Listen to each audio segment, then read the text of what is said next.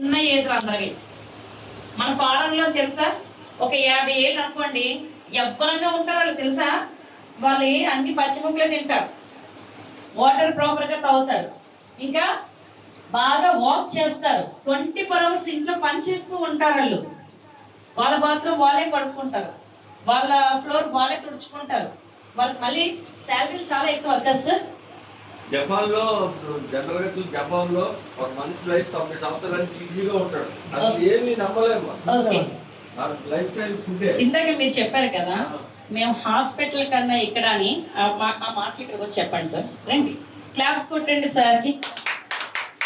హాస్పిటల్లో కన్నా నేను ఒక వెల్నెస్ లోని మా గ్రామం అంతా అన్నారు కదా, చెప్పండి సార్. ఇప్పుడు హాస్పిటల్ కన్నా ఇప్పుడు మనం ఈ వైద్య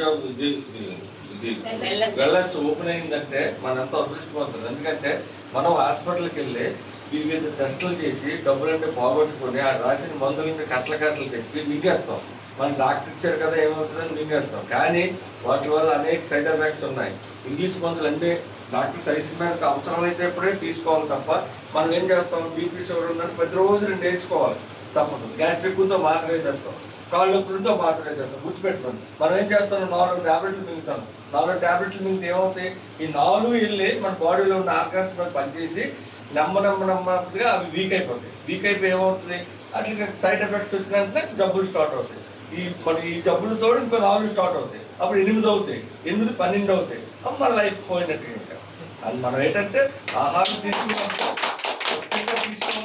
మనం ఏది తినాలో అదే తినాలి, తినకపోవడానికి దూరంగా ఉండాలి. ఇప్పుడు మాంసం ఉందనుకోండి, మటన్ ఉందనుకోండి, మనం ఏం చేస్తాం, ఒక గురిపోతే ఇంట్లో కొడతాం, పుట్టి ఏం చేస్తాం, ఆ రోజు కేజీన్నర వండేస్తాం, వండి ఏం చేస్తాం, వాడికి 2 వేసేస్తాం.